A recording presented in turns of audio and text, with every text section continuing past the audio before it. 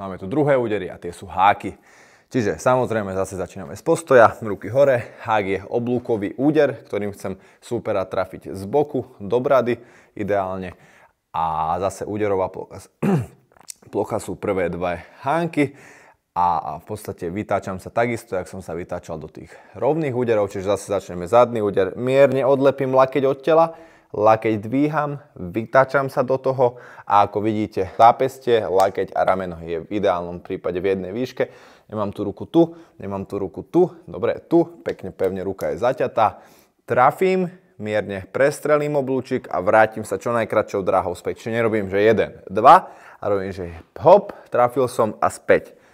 Dobre, hop a späť, zase výdych. To isté na prednú, vytáčanie, hop a späť.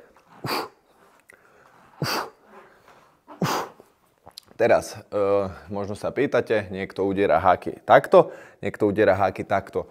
V podstate, čo vám viac vyhovuje, ja som naučený tak, že na diaľku udieram háky tu, viem mať pevnejšie to zápestie a ako náhle mám či už v rece, alebo na drilloch, alebo na sparingu, proste ten kontakt bližšie, tak vtedy udieram takto. Takto viem mať tú ruku pevnejšie, alebo na blízko. Ako náhle ju dávam ďaleko, tak vidíte, že to zápestie sa mi láme a pre mňa toto není ako keby dobrá pozícia pre zápestie, nie je mi to príjemné, ani prirodzené. Čiže na diaľku udieram tu tie háky a na blízko ich udieram tu.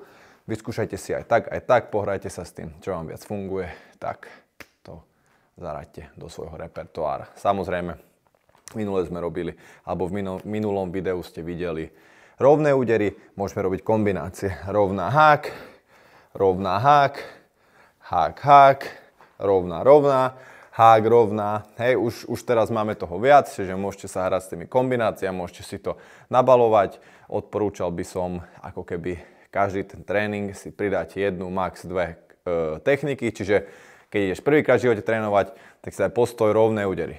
Druhýkrát si pridaj háky, potom si pridaj dvíháky, pomaličky, keď budete od začiatku hneď pridávať všetko naraz, tak to pravdepodobne nič nebudete robiť poriadne, čiže radšej pomaly na tom začiatku. Prvých 5-6 tréningov sa fakt venujú jednotlivým technikám a potom si to začni lepšie a lepšie kombinovať a samozrejme stále pridávať.